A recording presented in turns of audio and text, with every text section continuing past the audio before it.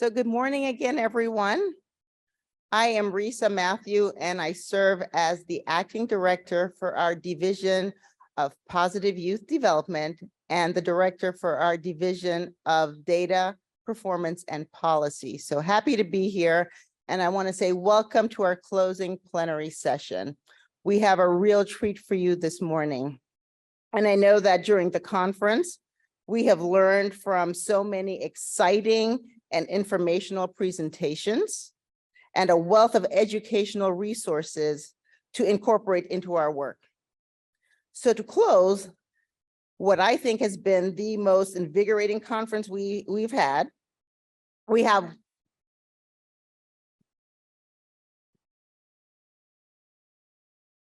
one more speaker we think will motivate you for the work ahead.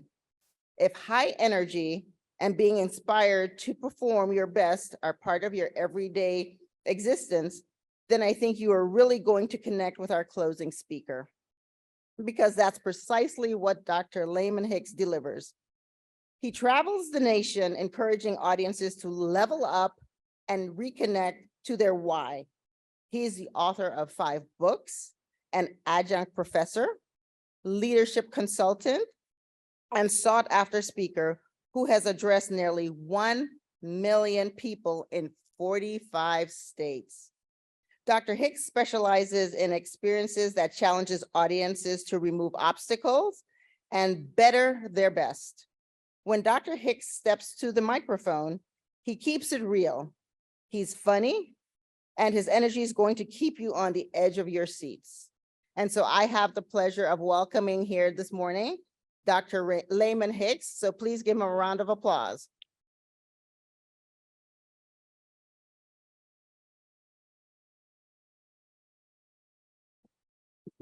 If you're ready to have a great time, let me hear you say, oh yeah. If you're ready to have a great time, let me hear you say, oh yeah. Then I need you to repeat after me, please. Say, I feel good. Say, I feel great. I'm wide awake. I'm ready to shake and bake. Say, I'm ready to have some fun because I feel good, real good, real good. Say, I feel fantastic.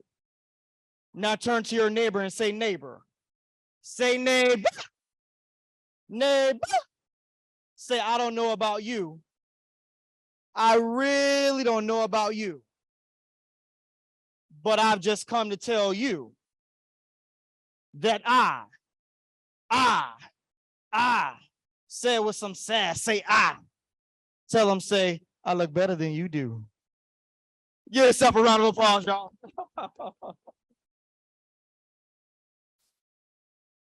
So, as was mentioned, my name is Laymon Hicks. That's Laymon as in layman's terms. I'm only 36 years young, so I'm not going to stand up here this morning as if I know it all, as if I have this thing called life all figured out, because I don't. You see, I'm still learning. I believe that the more you learn, the more you realize how much more there is to learn. Somebody say, oh yeah.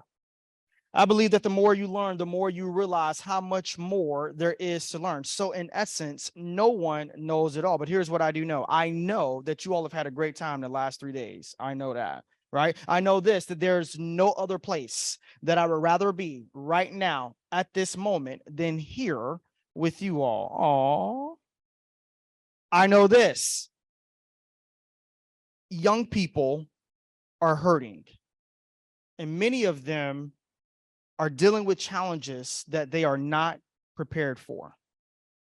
Recently, I had an opportunity to sit down with 4 young individuals and have a conversation with them about their life experiences and the challenges that they're going through. Today, you're going to hear from those same 4 individuals through video. In fact, in this first video I'm going to show you, I asked the question, what are some of the challenges that young people are facing today? Let's take a listen. I say the problems that young people have today is like peer pressure, really, finding themselves, trying to be someone they're not, and they're scared to put themselves out there because of the negativity that can come back to them, that they feel like that will come back to them. And that's the biggest problem I feel like they're facing right now, because they don't really know what they want to do in their life, or they want to please others, but don't want to feel like they want to feel a part of everything. They want to feel appreciated, but they're doing it in a way that they're not comfortable in doing, but want to please others in that way. I think the biggest challenge within young people right now would have to be mental health, just because a lot of people are struggling silently and you don't know what's going on through their mind. So I think adults can help by giving them the resources that they can and using their authority to speak out against the problem and to get more resources available to those who aren't able to obtain them. I think that a big challenge that a lot of today's youth face has to do with not having their own sense of identity and not being confident in that sense of identity. I feel like a lot of youth today tend to drift to whatever is popular or drift to whatever makes others feel more comfortable. But I feel like complete authenticity is also very important. So I feel like youth today have a gigantic struggle with feeling like they can be themselves around others. But I'm gonna say diversity, or like trying to be like everybody else. But trying to fit that what everybody else is doing, I guess. Trying to just be like everybody else. That's basically all it is, really. These kids are just so insecure with themselves and how everybody sees them. They articulated that really well. One of the challenges that I have found with a lot of young people today is that they are trying to fit in when they were born to stand out. And it was not enough for me to know exactly what they thought about what the challenges are that they face, but I wanted to know more. I wanted to know what they thought we as adults could do to help them overcome these challenges. Let's take a listen. I think a big part of that is just adults being themselves, being that example. When other people are as authentic as they can be, I feel like others have a response to that to be their own truest self. So I feel like seeing adults be authentic in their day-to-day lives really helps youth to want to showcase their own sense of authenticity. I say like not discourage them really. Like I feel like adults, we don't have to always criticize them on something they do wrong or not baby them either, but be there when they need them to be there, talk to them personally. You don't just take the time to ask them how they doing, like go deep in thought about it. Adults can help by comforting them, like telling them that they don't need to be like everybody else. They can be original and be themselves at all times, and no one's gonna think anything different of them for doing that. One of the greatest rewards that I have as a professional speaker is being able to travel across the nation, speaking in schools and working with young people. And in traveling, what I've realized is, and probably like some of you have, is that a lot of our young people will open up to me before they'll open up to their parents. And I've had a lot of conversations where a lot of young people have shared things about their struggles in connecting with adults. And as I've thought about this over the last few years, I found some common areas, some growth opportunities for adults when they work with today's youth. So I want to share those with you. There are 7 things here that I believe you all can apply to your life. Some growth opportunities for adults today when working with today's youth. Accept the challenge. There are a lot of people who don't accept the challenge whenever they're working with today's youth. The challenge is that not every youth is the same, that your story is not their story. The next is that you have to encourage the dream. I can't tell you how many young people tell me that adults don't believe in their goals and dreams. Minimize the focus on the negative. I think you heard Isaiah say that. Be patient and give grace. More expectations, less excuses. Can I be honest with you? I'm tired of COVID as an excuse.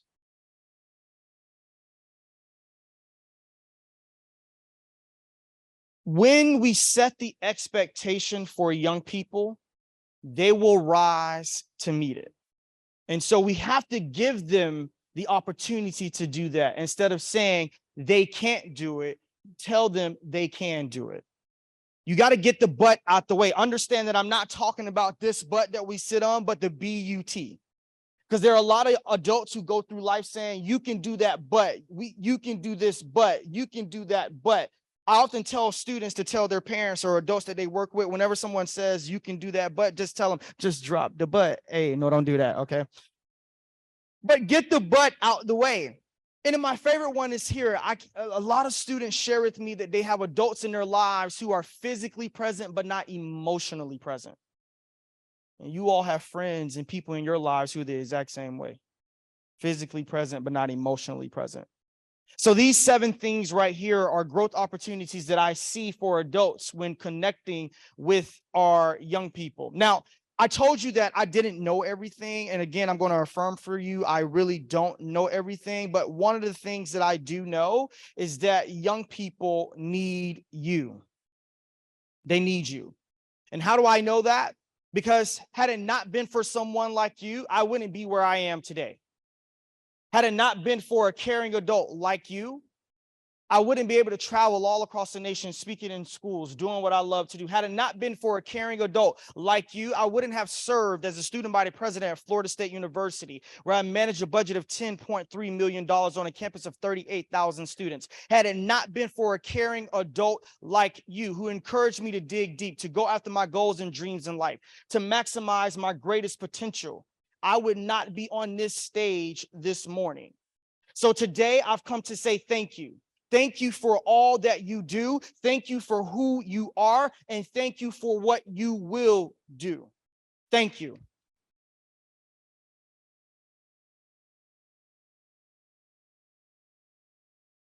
It wasn't always this way.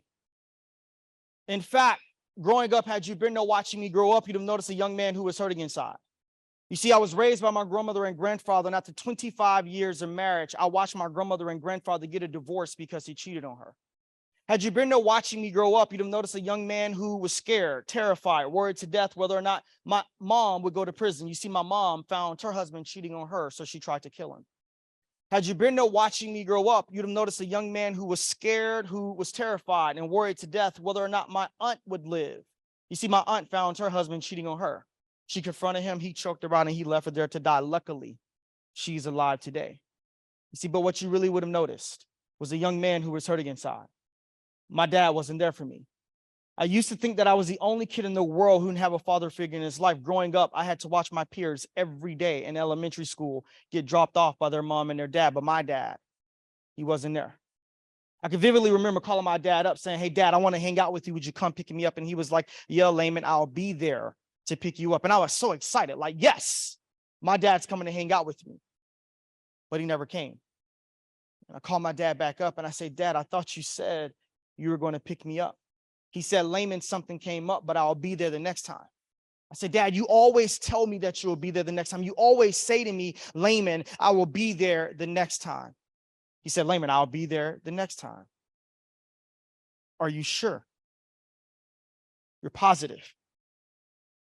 You're not going to lie to me again? My friends, the next time became the next time. And the next time became the next time. And as you can probably conclude, as a young man growing up, I really didn't have a positive male role model in my life. So when I got to middle school, I started wearing my pants down low. I was cursing. I was instigating fights. I was picking on other people. Today, we call that bullying. But I was doing things to be liked by people who really did not care about me as an individual. You see, you all work with young people who are just like that. They do things to be liked by someone who don't care about them. They're going to do something to be liked by someone and they'll realize they don't care about them. Maybe you have done something in your lifetime to be liked by someone and you realize they did not care about you. Well, today, I've come all the way from Florida to remind you of this. Our environment makes up who we are, but it does not dictate who we are. In other words, what I'm trying to tell you is that sometimes in our lives, we may have some challenges. Don't allow that to stop you from pursuing your dream. Sometimes in our life, we may have some setbacks. Don't allow that to stop you from going after the things that you want in your life, the challenges, the setbacks, the mistakes that you may make, the failure that may be there, the turbulence, the detours that you're going to have to deal with. Don't allow that to stop you from what I call being the bomb.com. Now, I need you all to repeat after me, please. Say, yes, I'm the bomb.com. Say it like you mean it. Say, yes, I'm the bomb.com. Oh, you could do better than that. Say, yes, I'm the bomb.com. Now tell your neighbor, say, neighbor, you're cool, you're awesome, but I'm the bomb.com. If you know you are the bomb.com, give yourself a round of applause right now, y'all. Yes. Yes. I believe that every single one of you are the bomb.com. I believe that. And I know that over the last few years, you've had these challenges in your life. You've been dealing with some personal things. You've been dealing with some professional things. I understand that. But I think one of the reasons why you are here today, and my hope is that as you leave this conference this afternoon, that you walk away not only reignited, but you're reunited and you're re-energized. That is my hope. I firmly believe that one of the reasons why I am here today is to remind someone in this ballroom that what happened to us yesterday has prepared us for today and is going to lead us into tomorrow. Firmly believe that. That is why I want to take you back to your why. Why do you do what you do? Why did you decide to work with young people? Why did you become a parent? Why are you here today? What is your why? On your table, there were some postcards. One side has this slide right here. Actually, let me take this back.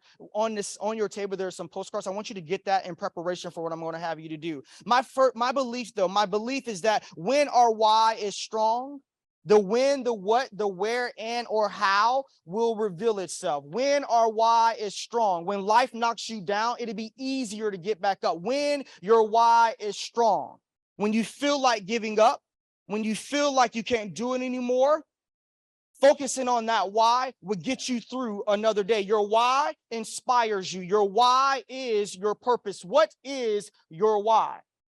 Going back to those postcards, that why has this slide right here. Simon Sinek, the best-selling author of Find Your Why and Start With Why, says our why should be something that is simple and clear. Something that resonates with us, something that is deep, something that is meaningful to you. I want you to think about your why, and I want you to put it in this sentence: to blank so that blank. That first blank is your contribution. That second blank is your impact. So think about your why. I want to give you a few moments to think about what your why, and I want you to write that down. As you're writing this down, my hope is that you will be reunited with your why to reignite your passion, and it re-energizes you for the future. As you're writing down your why, I want to share my why. My why, to empower each person that I come in contact with to believe in themselves so that they can leave their impact on the world. Take a few moments to write down your why.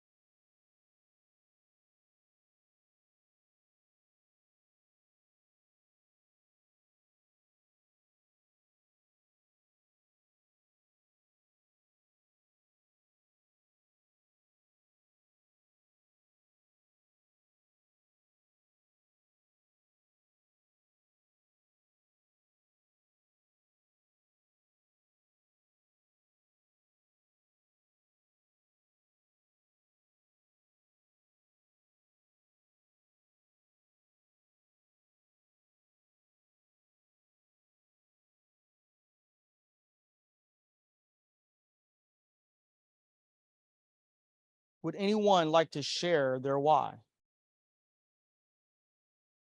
Got a microphone right there in front of you. That's good.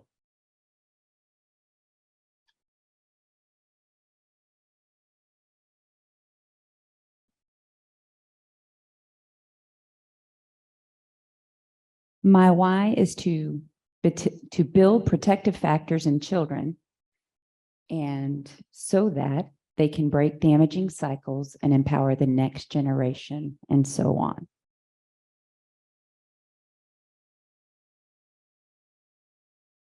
Anyone else?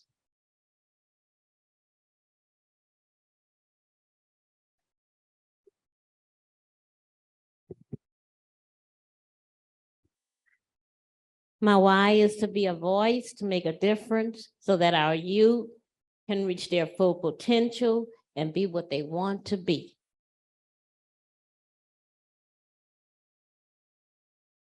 Thank y'all. Thank you for sharing.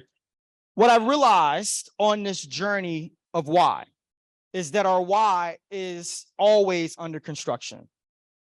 Right? Our why is not something that's straight. This road, this journey is not straight. It's linear, not linear. There will be times where you have pit stops. There will be time where you have delays. There will be times where there are some obstacles. There will be times where there's roadblocks. Your why is not straight. Your why is always under construction. I came to start to understand what my why was as a sophomore in high school. It was Jefferson High School in Tampa, Florida, where I was accepted to the National Honor Society. How many of y'all know what the National Honor Society is? Yeah. At my high school, if you were part of the National Honor Society, you literally were thebomb.com. No one could tell you nothing, right? You were, that's what we were taught. We were taught to believe that you would get a 4.0 GPA. You would walk across the stage at graduation in a white robe where everyone else walked across the stage in a blue robe. You would get into any college that you wanted to get into. So when I received that letter that said, congratulations, Laymon Hicks, you've been accepted to the National Honor Society, I was like, yes, I'm in. A brother could chill. That's what I thought. I had a test, world history, 7th period of the day, last class after lunch. I didn't study. I created a cheat sheet, 7-point font, Times New Roman, very small, so only I could see it. Y'all know what I'm talking about? Yeah. So I had this cheat sheet right there in front of me. Now, there's one or two things that I could do. My teacher was Mr. B. He was a heavy-set guy, goatee, bald head. He walked around the room. He's like, clear desk, clear desk, clear desk. But I didn't listen. I'm about to cheat. When he came to my row, I was in the very last seat. There's no one else sitting in front of me. He reached out. He gave me the test. I took the test. I put it on top of my cheat sheet. When I looked down, I noticed that I had every answer circled. I had his answer key. Now, it doesn't get any better than that, because how many of you all have ever wished you had the answer key to a test before? Raise your hands. If you don't have your hands raised, you lying. So I had the answer key right there in front of me. Now, there's one or two things that I could do. I could take this test, or I could give it back. What do you think I did? I raised my hand. I said, Mr. B, I believe I have your answer key here. Now, Mr. B is smiling from ear to ear because I'm being a good boy. I'm smiling from ear to ear because I'm being a good boy. He walks over to my desk. He goes to take up that test. And in the heat of the moment, I quickly forgot the cheat sheet. He says, you're cheating in my class. I said, no, I'm not cheating in your class. You're cheating in my class. No, I'm not cheating in your class. You're cheating in my class. No, I'm not cheating in your class, but I was. And what he said to me next, I'll never forget. He said, that's an F, not just on this test, but in my class. Hold up, player. Hold up. Like, do you not know who I am? I'm Laymon Hicks. I don't get F's. He said, Laymon, you did not think about that before you decided to cheat, did you? 1 week went by. I called myself dumb, stupid. I asked, how could you do that? 2 weeks went by. Laymon, you're dumb. You're stupid. Why would you do that? On that second week, I received a letter that said, regretfully, Laymon Hicks, we have to inform you, but you've been dismissed from the National Honor Society. They kicked the brother out. But what about my goals? What about my dreams? That 4.0 GPA, walking across that stage in a white robe where everyone else walked across the stage in a blue robe? What about getting into any college that I wanted to get into? All of that gone because of a dumb mistake. 3 weeks went by. Laymon, you're dumb. You're stupid. Why would you do that? 4 weeks went by. Laymon, you're dumb. You're stupid. Why would you do that? 5 weeks went by. Laymon, you're dumb. You're stupid. Why would you do that? 6 weeks went by before I finally realized something that my grandmother used to say to me all the time. She'd say, baby, when you fall down, you get back up. What? Literally, as a kid, my grandmother would walk up to me all the time. She'd say, baby, when you fall down, you get back up. So I thought about that. See, some of you all are just like my grandmother. You give advice to young people. You think they don't hear you, but in that time of need, your words ring true. I thought about that. Maybe my grandmother's right. Maybe she's right. You see, some of you all are probably just like me. You fell down. You've had some obstacles. There's been some challenges in your life. You want to stay there. But today, I am here to encourage you to get back up. So, motivational speaker Les Brown would say it like this. He would say, when life knocks you down, try to land on your back, because if you can look up, then you can get up. And I would take that further and say, if you can get up, then you can, if you can look up, then you can get up and you can still fight for your why. So get up, get back up. So I realized that I needed to pick myself back up, that I still had something to fight for.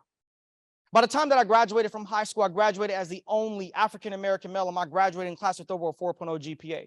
I went to Florida State University, where I have a bachelor's and a master's degree. And at the age of 29, I graduated with a doctorate degree from Northeastern University in Boston. I don't tell y'all that to impress you, but to impress upon you that sometimes in your life, life is going to knock you down. Sometimes in your life, there will be some challenges. Sometimes in your life, you may deal with things that you normally don't want to deal with. But I firmly believe that part of this is that we just have to shift our perspective on things. You see, it's not about what happens to us, it's how we see what happens to us. That is why when you change how you see things, things may begin to change. A perfect example of this is that we often tell young people that failure is not in garbage. Failure is an option. And it is reserved for those who are willing to try. If you're not willing to try, then you'll never succeed. If you're not willing to try, then you'll never be what you've been created to be. If you're not willing to try, you'll never maximize your greatest potential. Failure is an option. It's reserved for those who are willing to try. My friends, you're going to go through detours in your life. There are going to be times where you want to give up. But you got to start seeing those detours in your life for exactly what they are, detours. Don't let the detours deter you from reaching your destination, whatever that destination may be. Don't let the detours stop you from getting there.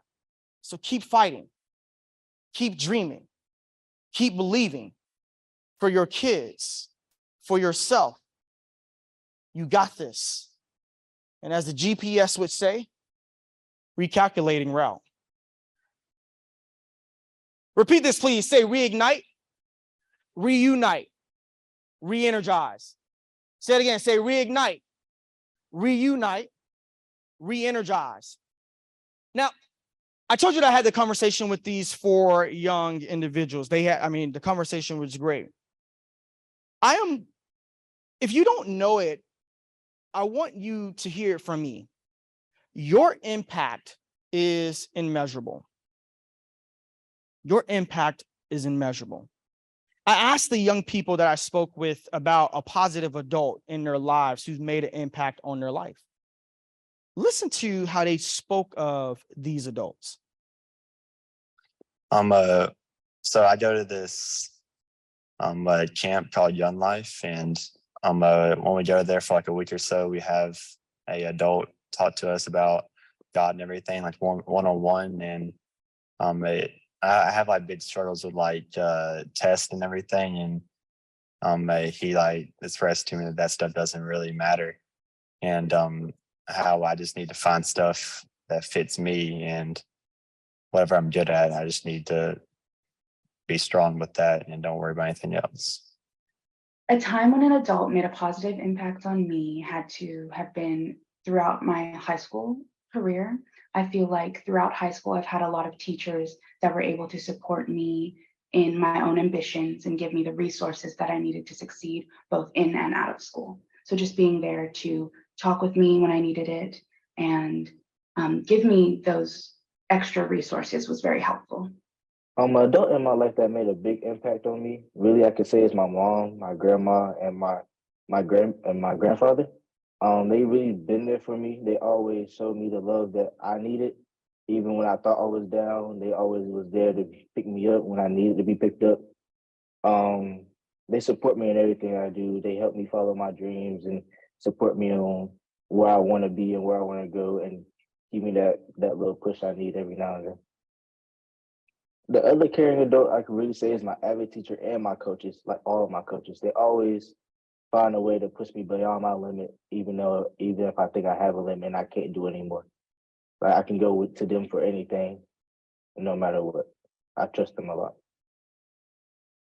I am probably quite confident that if I gave a microphone or video opportunity to any student that you all worked with, they probably would have something positive to say about you.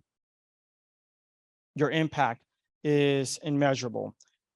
You know, the greatest impact that we can have is to help others discover their own potential. That idea was cemented when I was at a school in Birmingham, Alabama. At this school, I'm sitting in a guidance counselor's office, and during a passing period from like first to second period, about 7 minutes happened. But I watched as about 30 students walked into this guidance counselor's office, and they would walk over to her desk. And as they walked over to her desk, there was a bottle of Jergens lotion there, and they would tap that lotion and lotion their hands up. But as they were at that desk, they would ask, "How you doing, miss?" And she would say, how your mom and them? How was your weekend? How your daddy? How was football? How was basketball? But it was a huge interaction and conversation between these students. And no lie, in that 7-minute period, I had to see like 30 kids walk in there. And I thought, wow, this lady has used a bottle of Jergens lotion to connect and build a rapport with these students. The only limit to our impact is our imagination and commitment. Are you committed to thinking outside the box when it comes to working with young people? Who would have imagined that a bottle of Jergens lotion would be used to connect with young people today? What in your professional life is that bottle of Jergens lotion? Every single day, the small things that we do on a daily basis has an opportunity to impact someone on a large basis the next day. Our small actions can have a big impact.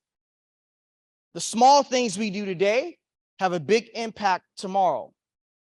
And this was further confirmed for me as I spoke to 2 of the students, and they shared with me about a positive adult in their lives. In this next video, you're going to hear one of the students share how this adult helped them, over-prepared them for a meeting that they had with their principal in preparation to provide feminine products across the entire campus.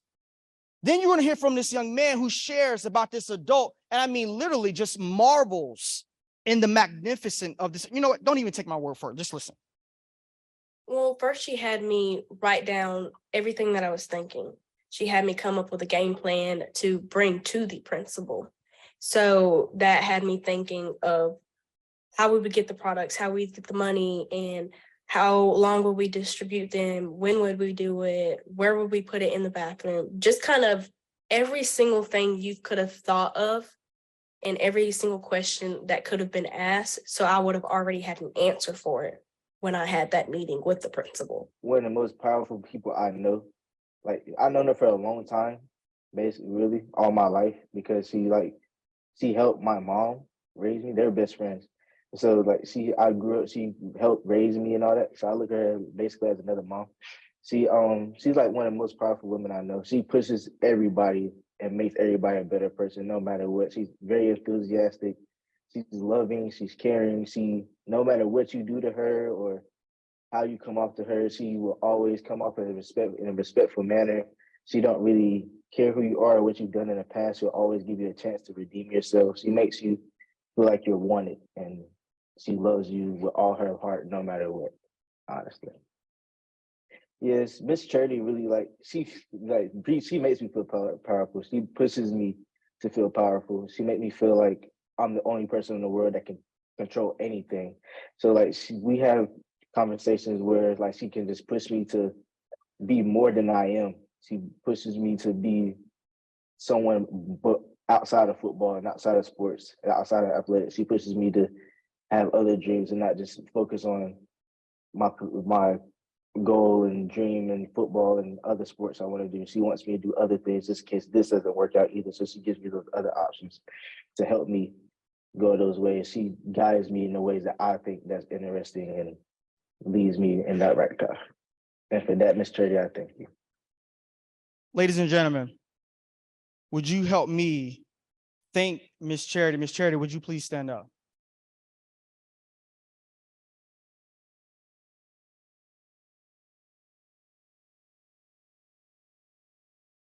Thank you. Thank you.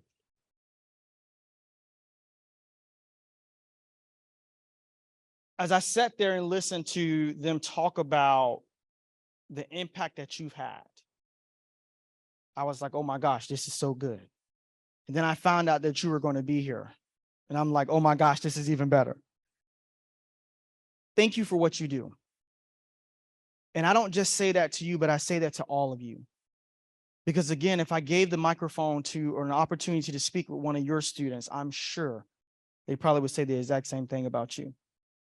Ms. Charity, I know that it's not always easy to connect with students. I get that. I know that there are challenges that we've had to deal with. I get that. But you know what I realized though, Ms. Charity, is that the challenges that we deal with are simply disguised distractions. They're distractions to stop us from doing what we were supposed to do, what we're meant to do.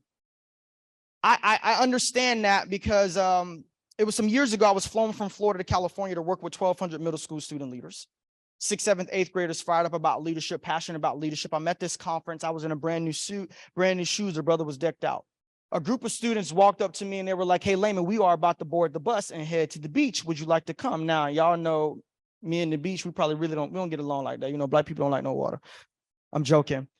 But on a serious note, I'm at this conference and I was like, you know what? I have nothing else to do today. So sure, why not?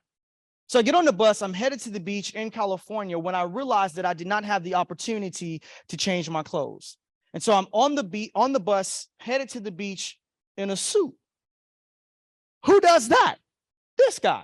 So we get to this beach in California. I've never seen anything like it before. There were roller coaster rides, there were carnival rides. I mean, I've never seen anything like that because in Florida, we don't have like an amusement park at the beach. So we get to this particular beach, students are coming up to me, they're telling me about their goals and dreams in life, telling me about the things that they would like to accomplish in life. When I happen to see this young man walking towards me who had on long sleeves. And as he's walking towards me, I'm thinking to myself, what a fool who wears long sleeves to the beach. And then I remember, sir, you have on a suit. So he comes up to me, he tells me about the fact that his mom or dad are getting a divorce. He tells me about the fact that he was caught stealing, that he was hanging around the wrong crowd. And now people have told him that he'll never be anything in life. I said, you know what? Let me stop you right there because I used to steal too. When I was in the 4th grade, I used to walk into our school library, take a book off the shelf, put it in my pants and walk out. Now, who in the world steals free stuff? This guy. And who steals books? This guy. So I tell him, it's okay, you got this. He walked off, I walk off. Now, I'm standing in line for this pirate ship ride. Have you ever taken your kids to a fair or a carnival? It's this ride that goes back and forth like this, right? Back and forth. So I'm standing in line for that ride when I happen to feel on my arm a warm spot. A bird decided to crap on me. You laughing? Oh, I was mad. Like, how dare you, bird? How dare you crap on my brand new suit? And how dare you, out of all the people at the beach, you want to crap on the black guy? Oh, I was really upset. And there was this girl, she's like, oh my gosh, Laymon, why are you so upset? When a bird craps on you, it means good luck. You know what I wanted to tell her? Catch me outside. How about that, right? But I heard this voice that said, Laymon, that is a distraction. So I cleaned the crap off. I went back to doing what I was supposed to do, talking to students, having a great time. I see that young man again, the one with the long sleeves. I looked at him. I said, you can do it. And I walked off. I said, you You can do it. I walked off. I was on my way home back to Florida, checking my email for the very last time, and for the flight attendant said, turn your cell phones off, when I received an email from a young man named Jacob. And in that email, it said, Laymon, you saved my life. It said, if you don't remember me, when I came up to talk to you, I had on long sleeves. It was to hide the cuts. I had been harming myself. He says, Laymon, you told me that I can do it. He says, no one has ever told me that. And for that, I say, thank you, because you saved my life. Right then at that moment, I began to get teary-eyed, because I thought about it right before that happened. That bird crapped on me. I was mad. I was upset. And I thought to myself, where would Jacob be today had I allowed that bird to distract me from doing what I was supposed to do that day? Where would he be? And I often think to myself, where would Jacob be today had I allowed that bird to distract me from doing what I was supposed to do? And then I started to think, some people, some things are just like birds. They only come into your life to crap on you. Whatever you say, it's not good enough. Whatever you do, it's not good enough. You're too positive. You're not positive enough. People will always try to take you off your game. They are simply birds. But I also realize that sometimes we are our own birds. We tell ourselves that we're not good. We talk ourselves out of accomplishing what it is that we want. So today I've come to tell you no more not believing in yourself, no more not standing up for yourself, no more not going after your why, no more. Why? Because there's someone who needs what you have. Now, I wondered where Jacob was and what Jacob was doing. Last summer, I had the opportunity to speak at LSU. And as I was leaving LSU, I was headed back to New Orleans. And so I'm leaving New Orleans. I'm leaving Baton Rouge to head to New Orleans when I receive an email from a Facebook message from a young man named Jacob. So I quickly log on because I know it's Jacob. So I log on and I'm like, Jacob, what's up, man? What's going on? He says, how are you? I was like, dude, I just talked about you last night to 1,000 students. He said, what did you say? I said, I just told him about how you really had a rough patch in your life, but you've overcome that. I remember you graduated from college, but what are you up to nowadays? He says, I live in Louisiana. No way, Jacob, I'm in Louisiana right now. So where are you? He says, I live in New Orleans. No way, Jacob, I am on the way to New Orleans right now. After 10 years, I had the opportunity to take Jacob to dinner. Jacob is now the assistant for the mayor of New Orleans.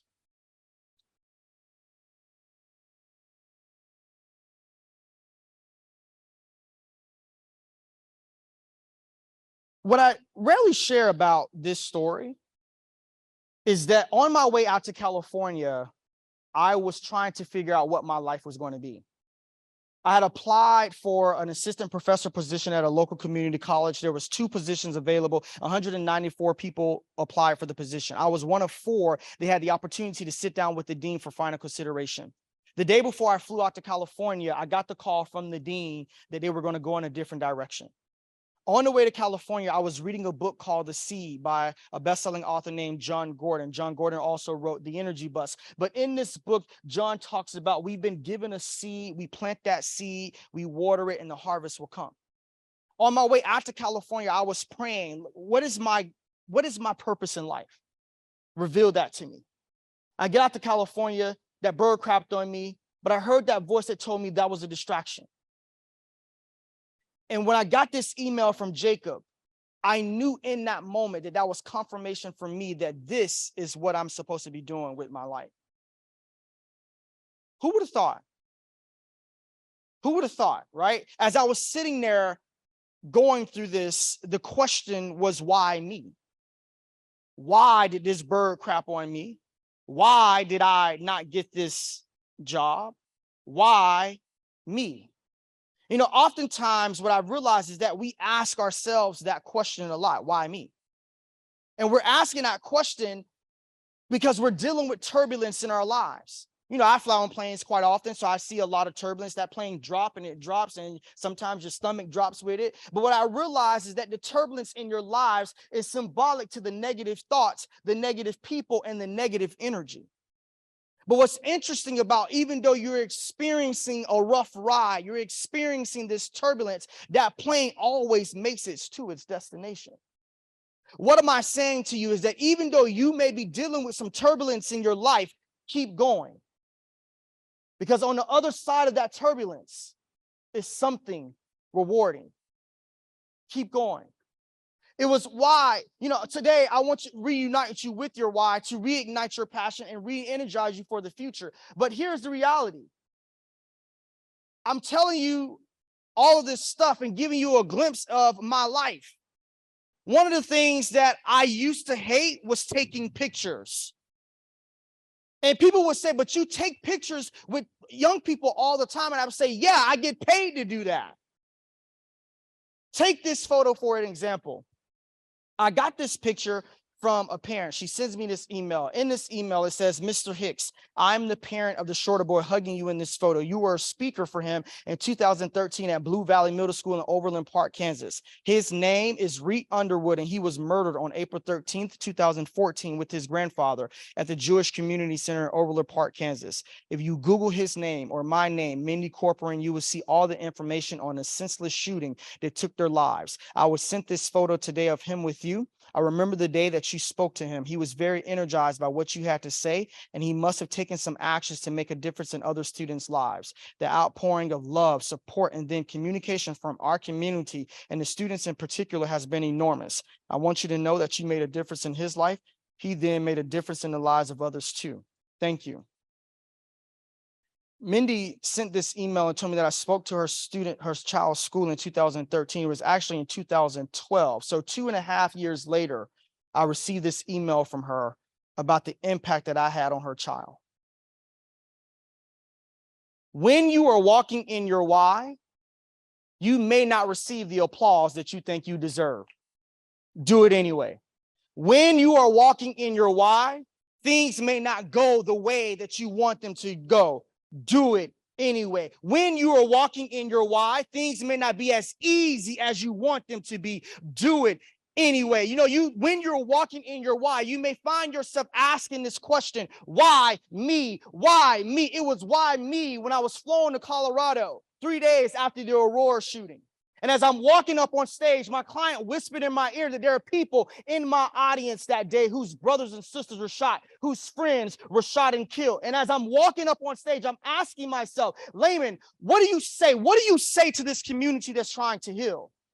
And it hit me that we have to begin to let those closest to us know how much we value and appreciate them before it's too late. It was why me when I was on a flight. And the pilot came onto the PA system and said, if you have not heard, there's an active shooter situation going on right now. October 1st, 2017, at about 10:50 p.m., as my flight was landing in Las Vegas, there was a guy shooting on a crowd of over 25,000 people. I get off that flight. I get to the rental car facility. I see people drenched in blood, covered from head to toe in blood. They didn't have any cell phones. They didn't have any purses. All they cared about in that moment was living. So today I come to ask you, are you living? No, not are you breathing, but are you doing the things that brings joy to your life? Are you living? It was why me. Last summer when my 5-year-old daughter, she was 5 at the time, were on a jet ski about a mile offshore in Costa Rica. And as we're on this jet ski, I made a turn. And when I made that turn, she flipped off, I flipped off, and now the jet ski is being carried by water. I quickly swim over to my daughter. I grab her up. And now I realize that I'm in the middle of this ocean by myself and with my daughter, and I'm screaming, help, help, just hoping that someone hears me. And 1 minute goes by and I still scream, help, help, hoping that someone hears me. 2 minutes go by, I start to see a boat of people coming behind us, and I frantically scream even more, help, help, help, hoping that someone on that boat hears me, but they just continue to sail by.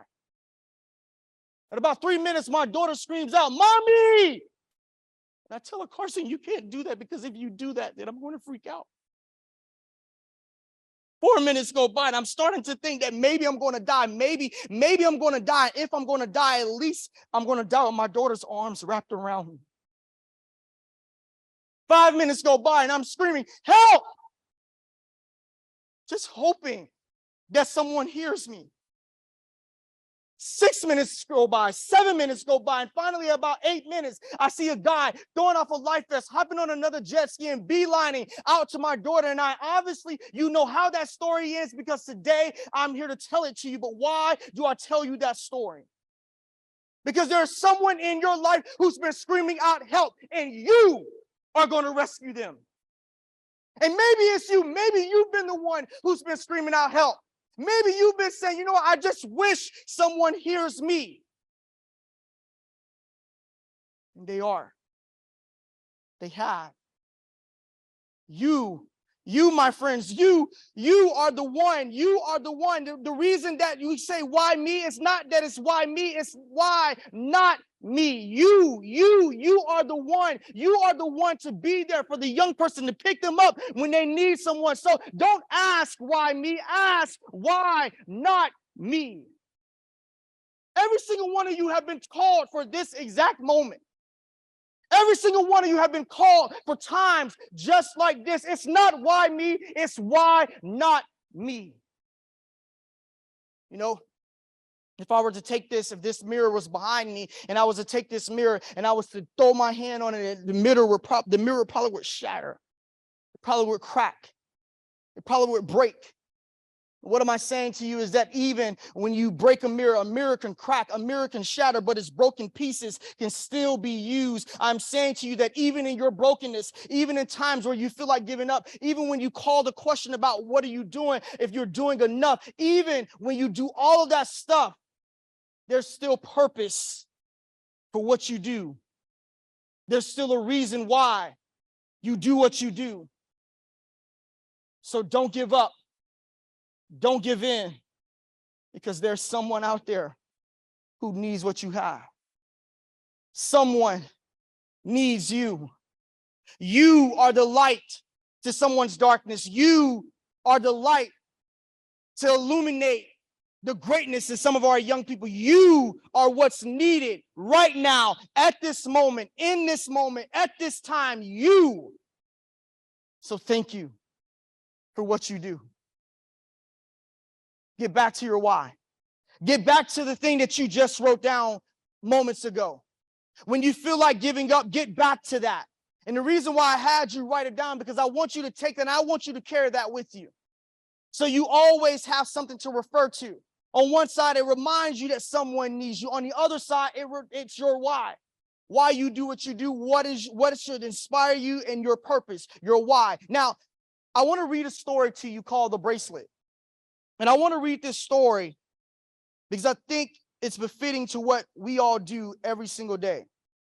In this story, The Bracelet by Elizabeth Ballard, it says, on the first day of school, Jean Thompson told students, boys and girls, I love you all the same. I have no favorites. Of course, she wasn't being completely truthful. Teachers do have favorites. And what is worse, most teachers have students that they just don't like.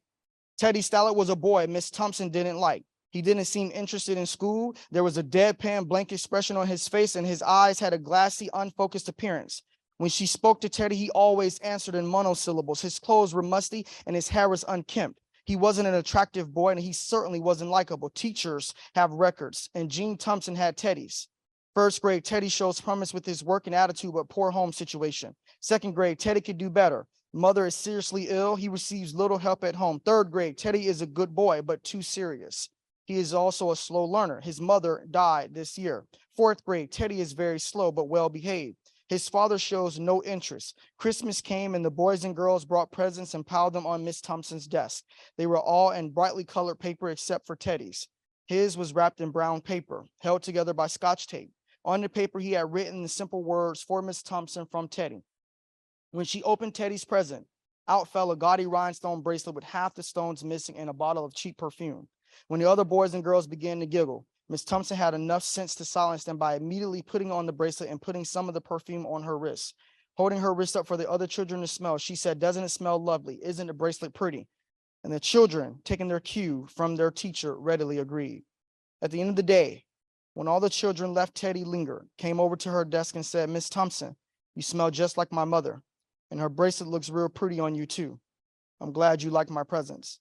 When Teddy left, Miss Thompson got down on her knees and asked God to forgive her. The next day, the children came. Jean Thompson was a different teacher. She helped all children, especially the slow ones, and especially Teddy Stallard.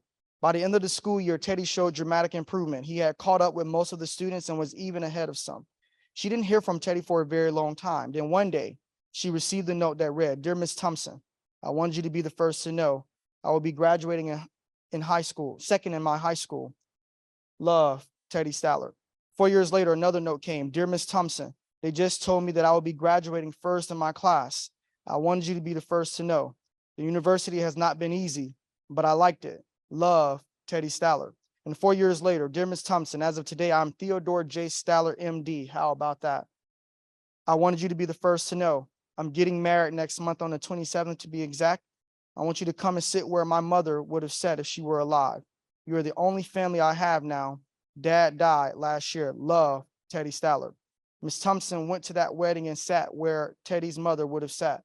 She deserved to sit there. She had done something for Teddy that he could never forgive.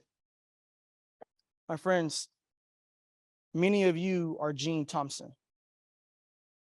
Many of you are Mrs. Korn, my second grade teacher, who called me this past weekend and said, "Laymon, it's Miss Korn." And I automatically knew her voice when she called me. And don't know how she got my cell phone, but she got it. She says, "I want you to come talk to my class." Monday, I had the opportunity, 29 years after being in second grade, to go speak to my second grade, or she's teaching fourth, but speak to her students, to show her how that little black boy who sat in her classroom 29 years ago was now an author, a doctor, a speaker, a consultant, an assistant professor, a father, and a husband. You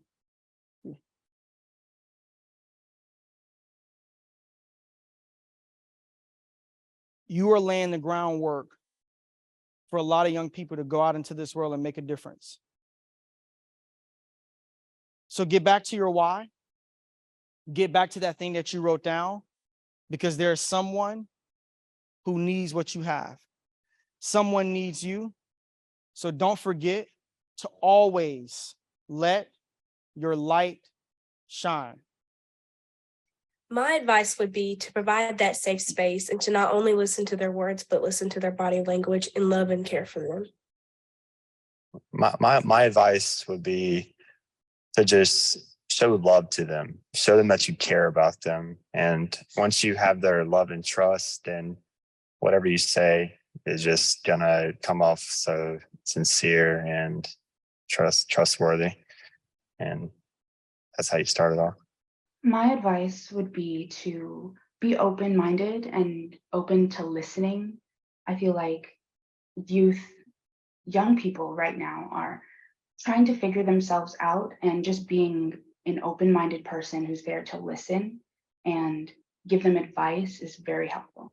My advice to adults working with the youth is to really just show how much you would be there for them, even if you're not around. Showing that you would care, no matter how far you are or how their day is going. They can always think of you and know like what you would say, like what you would say if you were there. You know, show them that path that can guide them to doing the right thing and being the right person and being who they should be, and not leading them in the wrong way, not discouraging them or showing them that what they do sometimes is wrong. Like just show them the right way, no matter what, even if it is wrong. Show them another way that it could be handled, even if they don't see that way. Push it through them and be there for them. Love them as much as possible. Ladies and gentlemen, repeat after me, please. Say reignite. Say it like you mean it. Say reignite, reunite, re-energize. Say it again. Say reignite, reunite, re-energize. One more time. Say reignite, reunite, re-energize.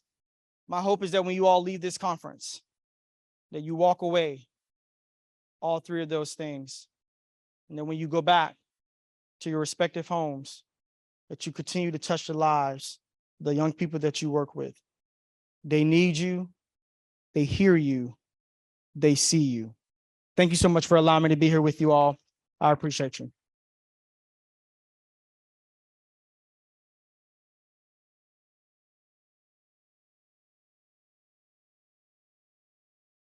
Thank you.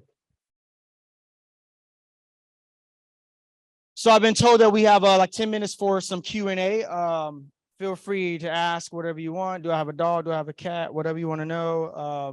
Feel free to ask. I'm open. They come to those microphones, right? Yeah.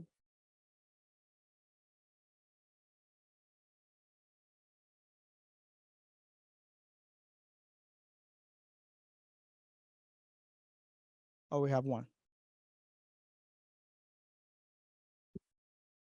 Hi. How are you? I'm good. Good. Which part of Florida are you from? Tampa. Tampa. Okay.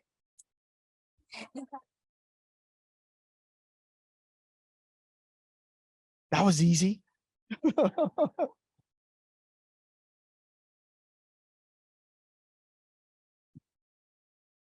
Do you speak to more youth or adult organizations? In the last, my entire career has primarily been youth focused, but we've been shifting to do more adult talks to Which, get which audience is easier? students. Yeah, students. It's easier because you know it's been the bread and butter for like the last 10 years. It's like a student misbehaving, I kick them out. Like I don't take that. But you know, adults, I think one of the things that I have struggled with is imposter syndrome. Right. You know, you're speaking to educators, people who are professional in their career, and it's like, do I really have something to offer them? But I do, right? Because I've seen the work that I've done, I realize the work that I've done, and there is good in the work that I've done that can help others. So part of the reason why I would say students is because I don't have to worry about all those eyeballs or people secretly saying, well, what can he teach me? I've been at a place where I'm standing on the wall and they're about to introduce me, and someone was like, another speaker, right? And then I got to walk up after hearing that. But as they introduced me and I walked up on stage, you know, I shot a unit at the person who said it, like, yeah, that speaker, right? So yeah, so you just, you know, just it's just a different feel, but I enjoy both.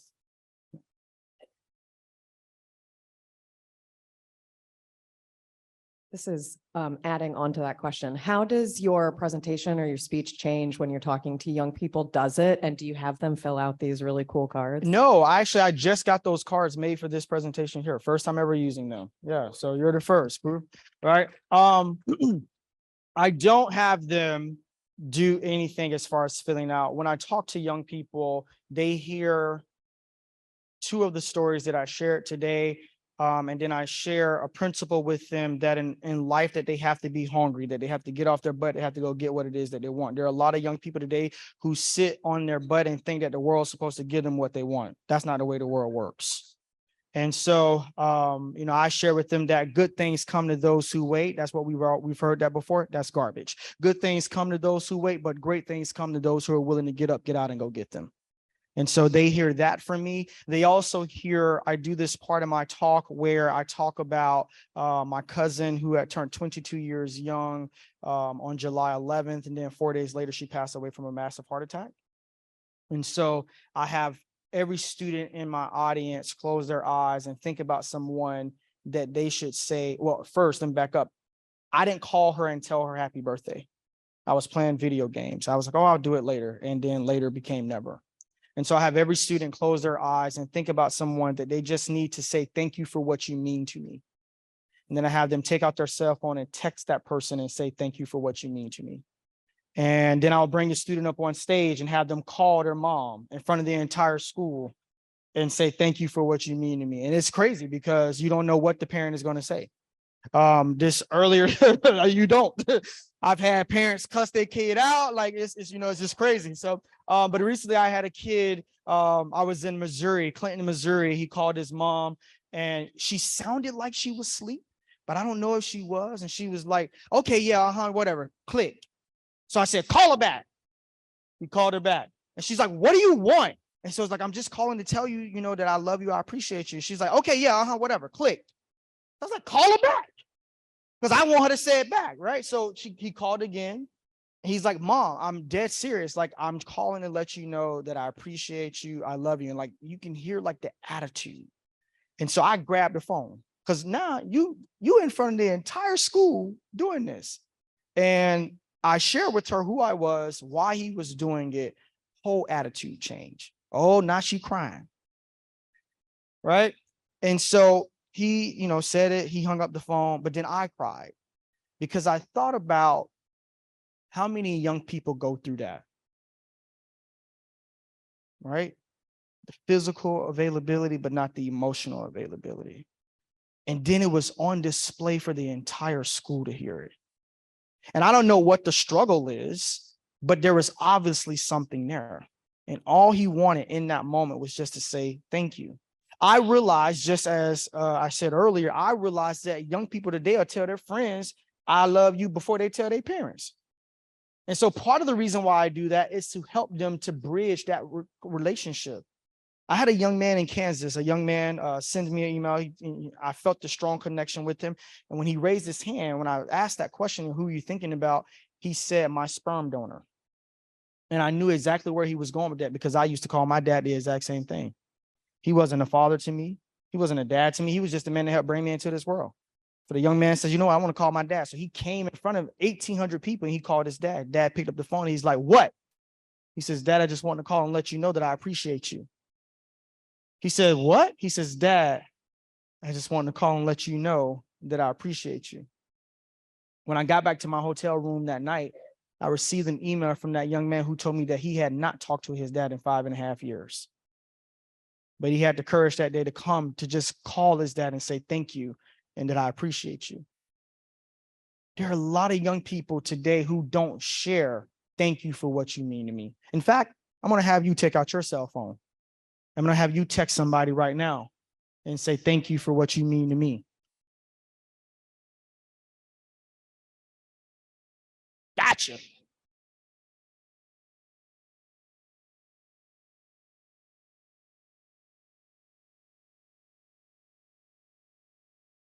So Dr. Hicks. Yes, ma'am.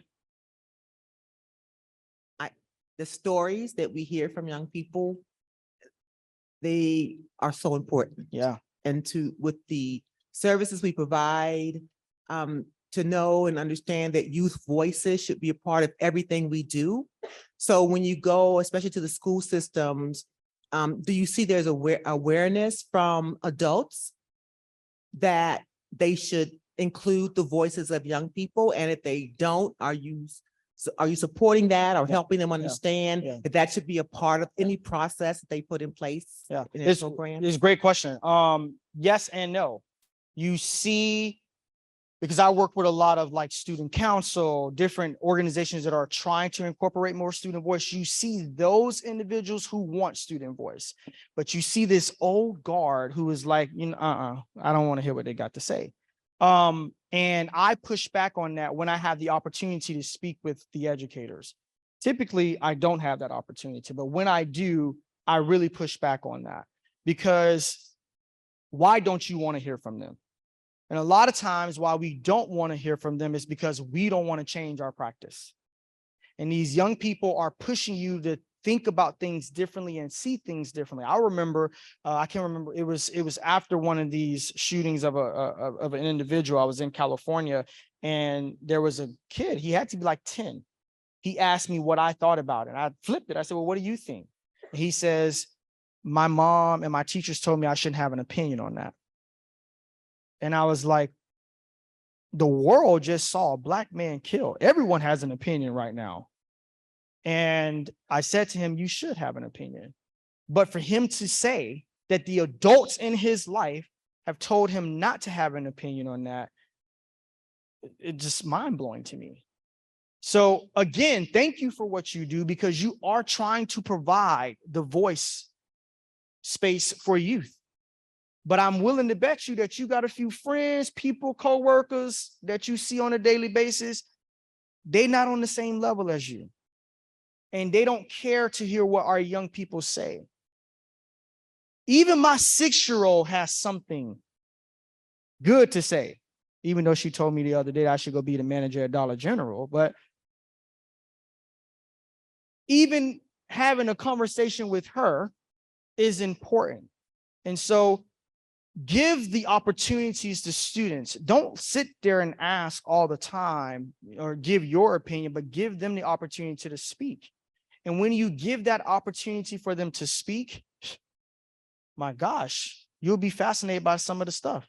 I often joke when I speak to educators and say, I used to be that kid that used to get in trouble for talking in school. All the time. I was running my mouth. Miss Hill, 7th grade, world history. Boy, you talk. I would have C's and D's in conduct. And now today, people pay me to talk. Right? What if the thing that we find most annoying about young people is the very exact thing that they were meant to do on this earth? Give them the space to be who they were born to be. Good. All right. Thank you so much. I hope that each of you all have safe journeys back to where you're from.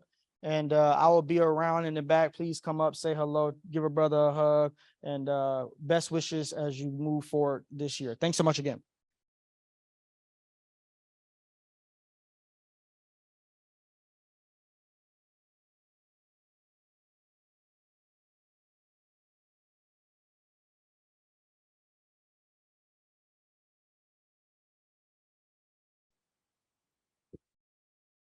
Whew. That was a wonderful presentation. So, Dr. Hicks, thank you so much for those uplifting words, your enthusiasm, and for the way your message inspires and resonates not just with the youth that you work with, but I think with this audience. People who are educators, mentors, facilitators, and people who strive every day to improve the lives of young people. So let's give Dr. Hicks another round of applause.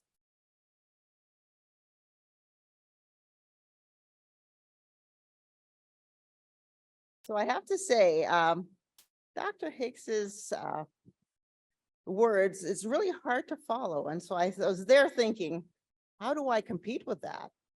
And I thought about, well, I could have them play the Rocky theme song and I'd run up here and give my talk, but then I'm there knowing me and I'm not very graceful. I'd probably trip and fall. But then I realized as he was speaking, that was my distraction. So I'm going to keep my comments brief, but as this is our very first in-person conference since the last one in 2019, I want to give you a short recap of what this year's event has delivered.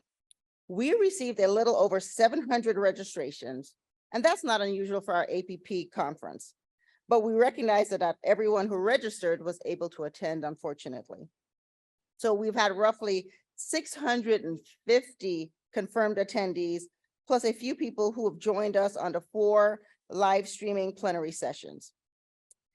Given timing and logistics, I think that it's a pretty good showing. And I also think this conference has been executed fabulously. So I thank every one of you for participating. But what have you been doing for the past 2.5 days? I think learning is a very good word to use. You showed up in large numbers to many of the conference sessions, the networking sessions, the poster sessions, the exhibit hall, and there were over 77 hours of content presented during approximately about 21 hours. I also saw a full house for both the FISBE updates and the youth plenary session. And I hope everyone has been inspired by our plenary speakers, Mr. Zabo, as well as Dr. Hicks. And on behalf of the Family and Youth Services Bureau and the Adolescent Pregnancy Prevention Program, a huge thanks to our speakers and presenters. So let's give them a round of applause. This conference could not happen with all of you who presented at workshops. So I mentioned the youth plenary, and a moment ago, last year, this session was virtual. And so I thought this year, with it being in person, it was very much impactful, at least to myself. I know it took a lot of courage for our young people to come up on stage and share their expertise and their knowledge. And that's after they've traveled to Atlanta from Alaska, California, Michigan, Florida, and North Carolina. Their insights was really refreshing, and I hope we all benefit from hearing from their perspectives. I know I learned a little bit more about what goes on behind the scenes in your programs and a phenomenal job you're doing to serve our young people. So a special thank you to Chelsea, Jose, Jemiah, Dirk, and Celeste for sharing your experiences with us. Please know that your participation helps our grantees serve the young people in our communities. So I hope you'll agree that these last 2.5 days have been educational, informative, rewarding, and provided you with fresh perspectives and new ideas to push the boundaries of innovation. I also want to provide a gentle reminder to take advantage of the exchange, which is a repository of resources developed for all of our APP grantees. And I know we thank RTI and the entire APP team who have worked to make sure those resources are on the exchange.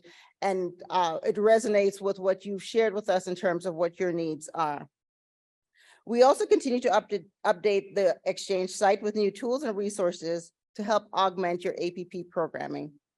If you haven't visited yet, I really encourage you to do so. If you need an account to access the custom grantee content not available to the public, I say please connect with RTI or your federal project officer to help you, or to use the help button at the bottom of the page. And I know you've heard this a few times throughout this conference, but I'm going to say it again. I wanted to provide another plug for the We Think Twice campaign on Instagram, as well as wethinktwice.org. If you haven't seen it, please take a minute to check out this exciting, engaging, and interactive content. Since it was designed by teens as part of the We Think Twice Insiders for teens, we want you to also make sure you pass it on to the young people that you serve and encourage them to get involved. So I want to also say thank you for your input on completing the conference evaluations, as we really do use this information to improve our conferences, as well as our training and technical assistance products. I know you probably heard this at the end of most of your sessions, so we continue to encourage you to complete them, and hopefully you've used the QR codes. But even if you didn't get a chance to do it today, we also want you to provide your feedback as part of completing the overall conference evaluation. I think as part of the FISB updates, we heard a lot of feedback as it relates to the performance measures. So I really want to acknowledge that in this space and to say thank you for sharing your invaluable feedback about the challenges you're experiencing with the performance measures and with the youth that you serve. So I think we at FISB are committed to making sure that we take a look at what's happening. We have we've been brainstorming, and we have a couple of thoughts that we're thinking through in terms of making sure we address that. Some of them are the opportunities to conduct some listening sessions or focus groups with you as grantees. But I think we also want to hear from some of the parents and the opportunity to probably do some with youth as well. I think that we heard about youth in the 5th and 6th graders, so we want to probably focus that as a separate option. But we also want to make sure that we assess which exact performance measures questions need to be changed. And we want to make sure we're focusing on readability, sensitivity, and inclusivity as part of that process. I think it's going to be an iterative process as we continue to get information and to revise some of our performance measures questions. Again, I share that it's not going to happen overnight, but I do believe that we can move forward with this. And then we also want to make sure that it culminates in some performance measures that will be helpful in terms of youth being able to have that reading comprehension of those. And then eventually we will have the opportunity to make sure that we are in compliance with the Paperwork Reduction Act and be able to submit that to the Office of Management and Budget. So I also want to express some of the gratitudes to those of you, and I'm going to use Dr. Laymon Hicks, who are the bomb.com. So I want to thank our grantees that participated on the conference planning committee for this year. And I know there was a slide up for those of you who are interested in participating in the 2024 conference to be a part of that. I also want to say thank you to our conference co-planners, Ricky Richard and Shakira Williams.